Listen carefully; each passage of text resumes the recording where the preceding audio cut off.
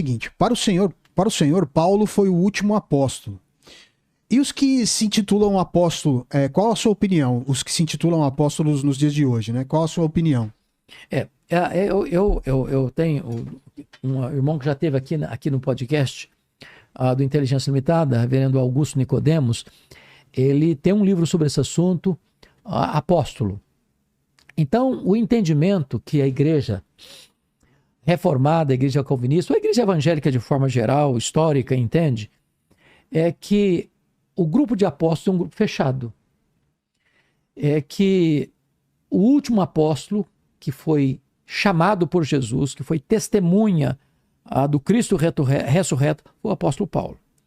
Então, a titularidade que hoje algumas igrejas ou alguns concílios dão a determinados pastores, chamando-os de apóstolos, penso eu, não tem no texto bíblico qualquer amparo para isso, porque é diferente o dom do apostolado. Nós temos hoje o dom do apostolado, mas não o ofício de apóstolo. A igreja cristã, ela é apostólica, mas quando diz que ela é apostólica, não quer dizer que ela tem novos apóstolos, significa dizer que ela segue a doutrina dos apóstolos. É nesse sentido que ela é apostólica, não no sentido que ela tem novos apóstolos, como ofício. Temos o dom do apostolado e não o ofício de apóstolo hoje. Esse é o entendimento, não só meu, mas de toda a igreja protestante.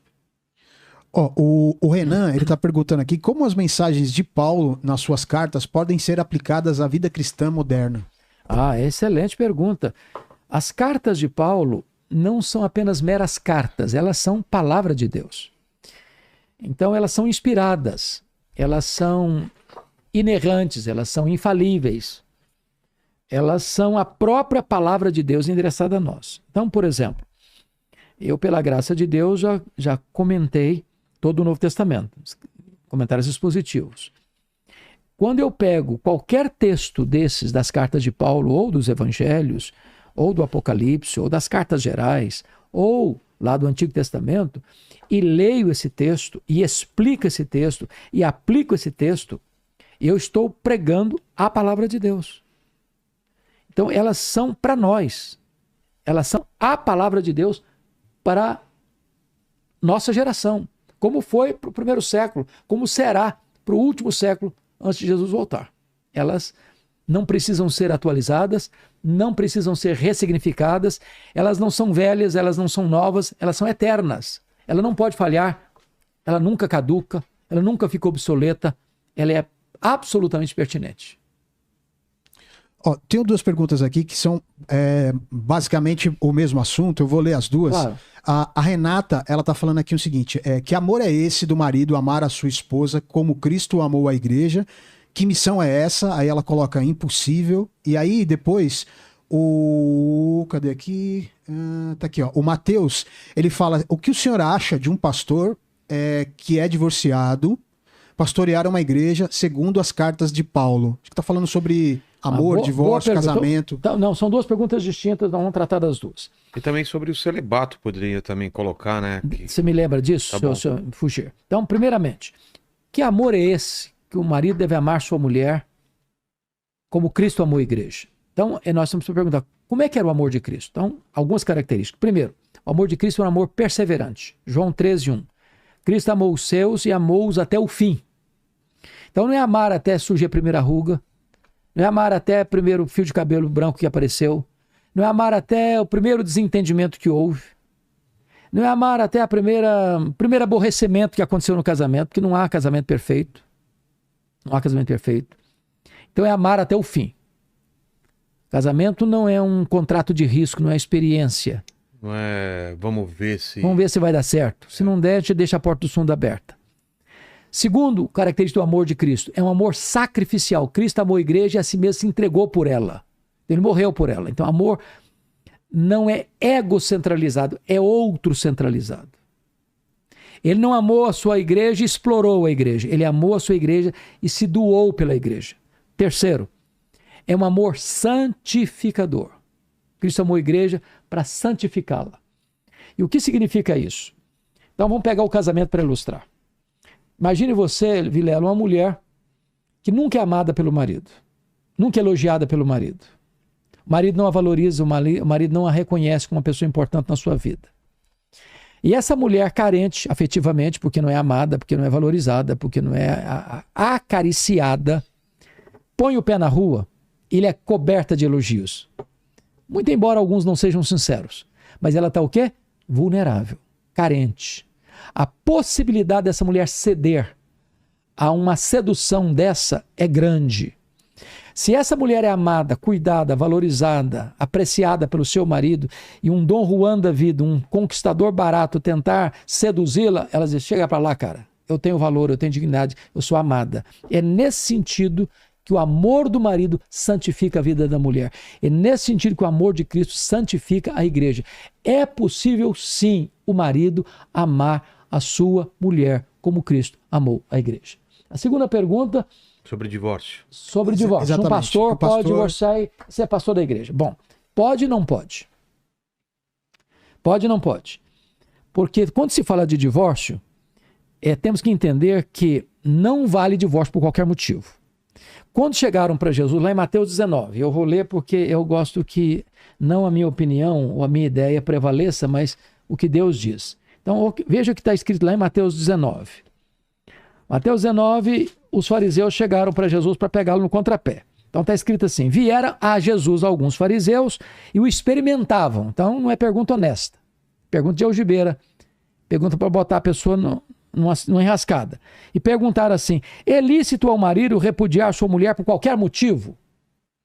Notinha de rodapé, Jesus, com o que se chamou de inteligência emocional, não caía nessas esparrelas. Não caía nessas armadilhas. Então, quando alguém vinha para Jesus para pegá-lo no contrapé, ele devolvia a pergunta. Então, em vez de Jesus responder, ele faz outra pergunta. Aí a resposta de Jesus, não tendes lido que o Criador desde o princípio fez homem e mulher? E por isso disse ao homem, deixa o homem seu pai e sua mãe, se une a sua mulher, tornando-se os dois uma só carne, e o que Deus ajuntou, não o separe o homem. O que Jesus está falando? A pergunta é sobre divórcio. E a resposta de Jesus é sobre... A pergunta de Jesus é sobre casamento. Sabe por que tem tanto divórcio hoje? Porque as pessoas não param para pensar o que é casamento. Se as pessoas parassem para refletir o que é casamento, teríamos menos divórcio. E o que é casamento? Jesus deixa claro aqui. Primeiro, casamento é heterossexual. Deixa o homem, seu pai e sua mãe, se une a sua mulher. Não é um homem com um homem, não é uma mulher com uma mulher. É um homem com uma mulher. Segundo, o casamento é monogâmico. Deixa o homem, seu pai e sua mãe, se une à sua mulher, não às suas mulheres. Ou seja, tanto a poliandria, um homem, uma mulher ter mais de um homem, quanto a poliginia, um homem ter mais de uma mulher, está fora do padrão de Deus. Terceiro, o casamento é monogâmico. Os dois se tornam uma só carne. Ou seja, a relação sexual está aprovada por Deus. Quarto, o casamento é indissolúvel. O que Deus uniu, não separe o homem. Aí eles voltam com outra pergunta. Voltam com outra pergunta. Qual a outra pergunta deles? Versículo 7. Replicaram-lhe, por que então Moisés mandou dar carta de divórcio e repudiar? Bom, aí Jesus diz, olha, vocês não estão entendendo Moisés. Vocês não leram Moisés. Ou vocês interpretaram errado Moisés. Moisés nunca mandou dar carta de divórcio e repudiar. Por causa da dureza do vosso coração é que Moisés permitiu. Entretanto, não foi assim desde o princípio. Em outras palavras, Deus instituiu o casamento, mas Deus não instituiu o divórcio. Divórcio é um instituto humano. Só porque dureza de coração existe, é que existe divórcio. O que é dureza de coração? Incapacidade de perdoar. Assunto que ele tratou no capítulo anterior. Aí Jesus vai dar a cláusula de exceção para o divórcio, versículo 9. Eu, porém, vos digo, quem repudiar sua mulher, não sendo por relações sexuais ilícitas, e casar com outra, comete adultério. Ou seja, se houve adultério, a parte traída pode, não deve, pode, porque melhor do que divorciar é perdoar e restaurar. Mas se houve infidelidade, a parte traída pode. E se há divórcio legítimo, então há novo casamento legítimo. Entendi. A segunda cláusula está lá em 1 Coríntios 7,15. Aí é Paulo que vai tratar do assunto. Eu vou ler aqui para vocês pegarem a ideia melhor. 1 Coríntios 7,15, Paulo diz assim, olha aí que coisa interessante. Ele diz assim, olha, Mas se o descrente quiser apartar-se, que se aparte. Em tais casos, não fica sujeito à servidão nem o irmão nem a irmã. Deus os tem chamado à paz. O ponto aqui é o seguinte, Vilela. Imagine comigo, José e Maria se casaram. Os dois não são crentes. No meio do caminho, da caminhada conjugal, a Maria se converte, o José não. Aí o José diz assim para Maria: ô Maria, eu não casei com você como crente. Ou você larga esse Deus, ou você larga esse Jesus, ou eu largo você.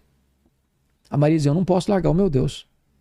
Aí o José: então, estou indo embora. E vai embora do casamento, some, desaparece. A Maria foi o quê? Abandonada. A pessoa abandonada, seja ele, seja ela, não fica sujeita à servidão conjugal. Não ficar sujeita à servidão conjugal é ter o quê? Direito de divórcio.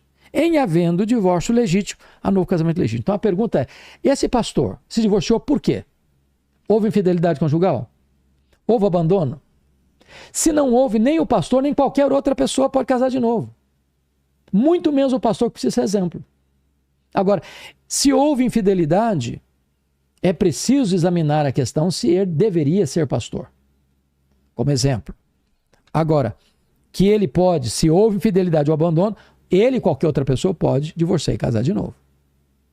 Agora, em não havendo essas duas cláusulas receptivas, não tem esse direito, nem o pastor, nem qualquer outra pessoa. E o celibato. O celibato, é. Pois bem, o celibato é uma coisa importante. E Paulo também trata dessa matéria. Como foi para a vida dele? Então, tem 3 tipos de eunuco. O que é eunuco? Foi Jesus quem tratou disso. 3 tipos de eunuco. O cara que trabalhava no harém. Eunuco, assim, uma palavra bem aberta nossa, é ser castrado. Castrado. O cara perdeu a virilidade. Então existe uma pessoa que nasce assim. Existe outra, em segundo lugar, uma pessoa que é feita assim, ou seja, foi castrado. Tá. E a terceira é, ele se torna eunuco não no sentido de que se castrou ou foi castrado. Uma condição. Mas uma escolha que ele fez por causa do ministério, por causa do trabalho que ele realiza. Então Paulo fez uma opção de não se casar, até porque se ele fosse casado ele não poderia viver o que ele viveu, viajar como ele viajou, não cuidar da família, se dedicar à família. Totalmente à igreja. Então o celibato, Vilela, ele não pode ser compulsório. Não pode ser compulsório. Para você ser pastor, você não pode casar. Para você, desculpa, no meu entendimento, para você ser padre, você não pode casar. E se a pessoa não tem aptidão para isso? Porque Paulo diz o seguinte: é melhor casar que viver abrasado. O sexo não é pecado. Desejo sexual é legítimo. Quando um homem e uma mulher têm desejo sexual, aquilo não é pecado. O pecado é você satisfazer esse desejo de maneira errada. Então, o que Paulo diz é o seguinte, o que ele instrui é o seguinte: se você não tem esse controle para viver uma vida celibatária, então é melhor que você se case, do que você viver talvez uma vida secreta, perigosa, do que você se casar. Não há pecado em casar, como não há pecado em ser celibatário. Não há mérito nem demérito. Agora, é preciso que seja uma coisa voluntária, uma coisa que seja espontânea e não uma coisa que seja compulsoriamente exigida da pessoa. Sempre achei estranho isso também.